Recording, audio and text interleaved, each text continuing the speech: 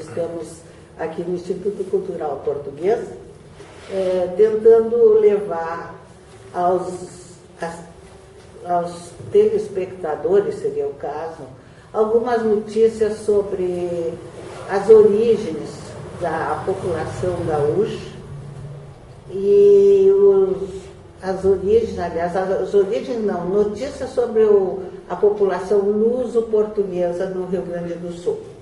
Como eu tenho aqui ao meu lado o senhor João Carlos, para início de trabalho eu quero lhe fazer uma pergunta.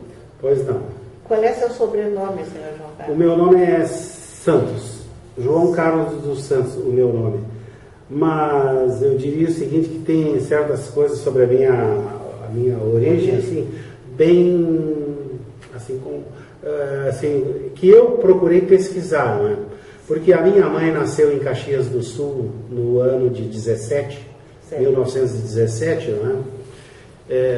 99 anos mais ou menos, e depois ela veio residir aqui na região da Grande Porto Alegre. Previamente, antes veio a minha avó, né, são dados que eu não tenho um conhecimento pleno, né, mas a minha mãe nasceu em Caxias do Sul no ano 17, em 30 de dezembro de 1917, né, e aí o meu pai, esse já mais longínquo um pouco, nasceu em São João do Triunfo, no Paraná.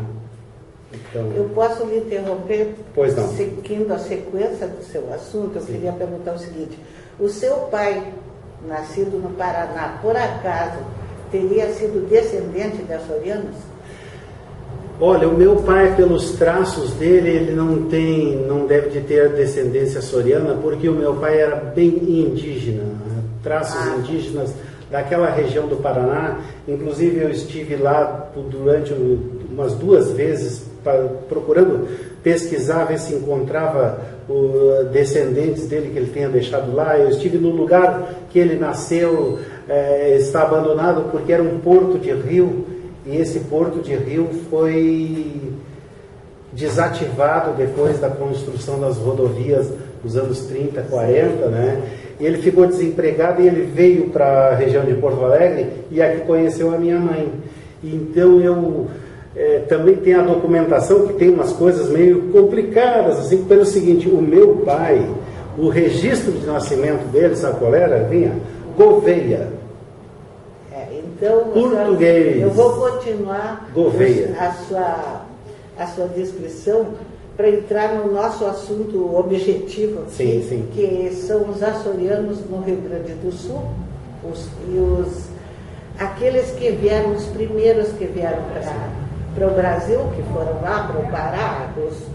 Os Açores começou a mandar gente desde que os portugueses precisaram de mão de obra para a povoação, começou a mandar gente para o Brasil. Mas o Rio Grande do Sul começou a ser povoado pelos açorianos mais ou menos em 1752, chegaram aqui em Porto Alegre ou em Viamão. A primeira leva de açorianos, os 60 casais açorianos, 60 em número que eles dizem, chegaram na zona de Viamão. Mas eles foram se organizando e distribuídos em várias partes do Rio Grande do Sul. Mas a primeira intenção do governo português era tomar posse de terras que estavam nas mãos dos espanhóis.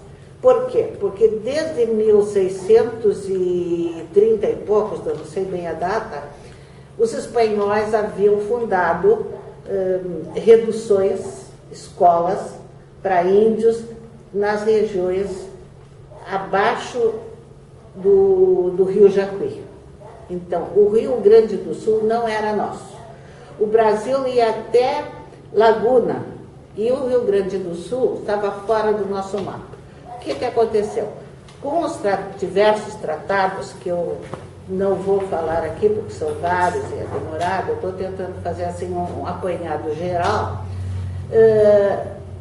eles aos poucos foram se dando conta, os portugueses, que eles poderiam avançar e ficar com um pouco mais terras do que os espanhóis, porque os espanhóis já eram donos daquelas terras. E como os portugueses, mesmo na época em que estavam florescendo as missões na região de hoje Santo Ângelo, São Luís Gonzaga, por ali, 1630 e poucos, como eu falei, os portugueses mandaram pelo litoral tropas e navios para fundar lá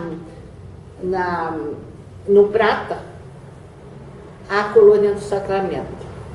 E em 1680 foi fundada, então, a colônia do Sacramento pelos portugueses, e junto com os portugueses, como é que eu vou dizer, os portugueses do continente, vieram também alguns açorianos já naquela época, 1680.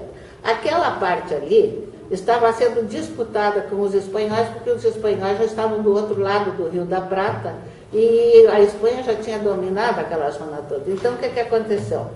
Sempre houve uma briga entre os portugueses e os espanhóis para tomarem essas terras que antes não tinham dono, né?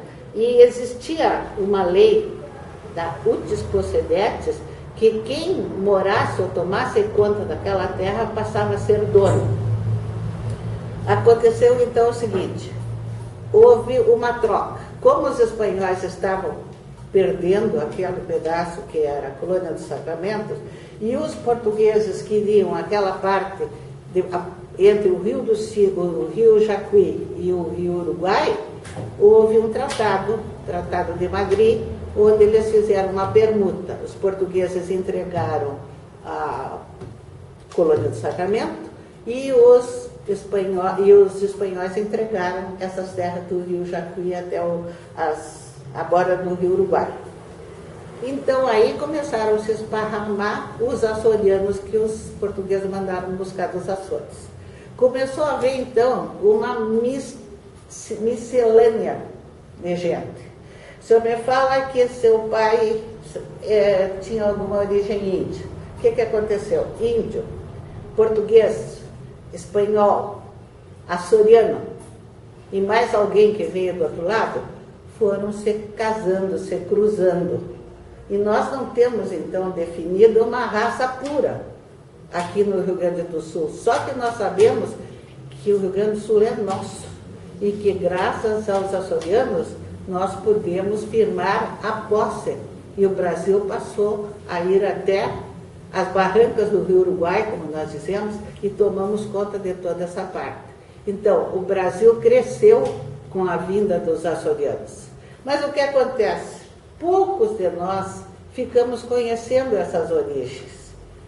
E hoje nós temos uma pessoa, junto com o Dr. Antônio Soares, que é a esposa dele, que procurou, ela é professora, muito inteligente, procurou disseminar pelos municípios a lembrança dos Açores, trazendo dos Açores e fundando salas açorianas, trazendo de lá roupas, artesanato, a cultura, enfim, dos Açores para determinados municípios. E esses municípios, então, estão tomando conhecimento aos poucos que eles têm uma raiz muito profunda dos Açores. Mas é uma pena, e é uma das coisas que eu sempre lutei, depois que eu comecei a saber que eu era descendente açoriano, que eu vim saber com mais de 70 anos, eu comecei a procurar minhas origens e a lutar por essa causa. Porque se nós temos uma união de italianos, com festas e exposições e coisas, temos os alemães que se unem, os poloneses, enfim, todas as outras raças que vieram morar aqui no sul, por que não nós juntarmos e fazermos uma comunidade açoriana unida em festas, em estudos, em cultura? que eu pensei então? Eu gostaria, e tentei fazer, mas não continuei, um trabalho nas escolas, para que nas escolas a gurizada fosse procurar em suas casas qual era a descendência, quais eram as origens de suas famílias, porque na maioria eram de origem açoriana, mas ninguém sabia, ninguém dava importância a isso. Então, sabemos nós que a maioria da descendência dos gaúchos vem dos Açores, mas como eu já falei antes, com aquela mistura de raças. E hoje em dia, uma das coisas que a gente ouve mais falar é a pesquisa da sorianidade ou da árvore genealógica de cada um, para saber de suas origens, como eu lhe perguntei, sim, que a gente, no fim, não fica sabendo mesmo, né? Eu, por exemplo, como eu sou Silveira e Santos, que não morreu afogado, sobrou demais, porque tem mais o que veio dos Açores, que a viagem dos Açores para cá foi uma coisa horrível. Os navios eram, como sempre naquela época, não tinham condições de vida para levarem 3 meses atravessando o Atlântico. Os homens eram separados das mulheres, se dava uma peste, uma coisa, não tinha médico, então muita gente pegou peste e morreu, foi atirado no mar. Então os açorianos sofreram muito até chegar aqui. Daí que eu tenho assim uma vontade louca de continuar, mas não vou continuar porque eu já não tenho mais idade para isso, mas eu vou ver ainda alguém que vai continuar a fazer, nem que seja uma congregação açoriana, que eu possa dizer assim, houve no Rio Grande do Sul uma grande festa açoriana, como a dos italianos e dos alemães, porque os açorianos não querem saber de nada. Então, eu tenho perguntas para a senhora, já que a senhora estamos tema, com pouco tempo, mas... Não, mas eu acho que foi... por exemplo, até sobre a minha... às vezes eu observo... porque eu sou uma mistura, né? Então eu tenho o sangue de 3 continentes, da Europa, da América e da África, né? Porque eu também tenho etnia, um pé na África, na senzala, né? Todos nós temos.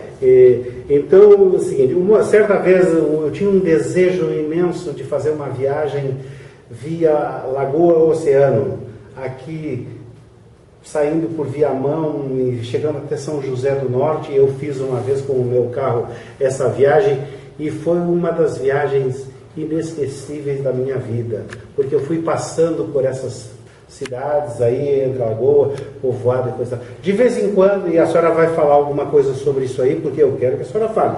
Agora a senhora mexeu com coisa que é bonita e é bela de se falar, de se conhecer. Quem não conhece, que vá conhecer esses lugares. De vez em quando se passava por um lugar, tinha uma capelinha pequena com um crucifixo.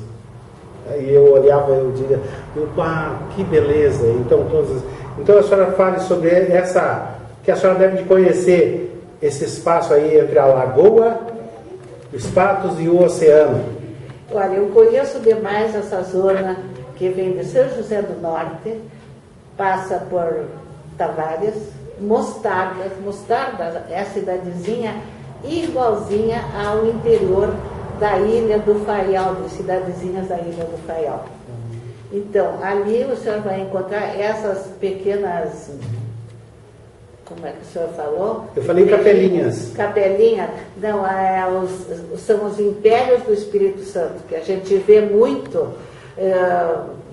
Nos Açores tem, em toda parte. Tem numa Sim. cidade, chega a ter, andar 3, 4 quadras e vê um império. Ali eles Sim. guardam a coroa do Espírito Santo e na época das festas do Espírito Santo eles abrem e fazem a grande festa em homenagem ao Espírito Santo, Sim. que é típico já dos Açores. Sim. E é isso que o senhor viu que ele chamou a atenção, mas essa região é essencialmente, como é que eu vou dizer, habitada por açorianos que ainda conservam as tradições deles. Sim. É muito bonito aquela zona. Sim. Tá bom.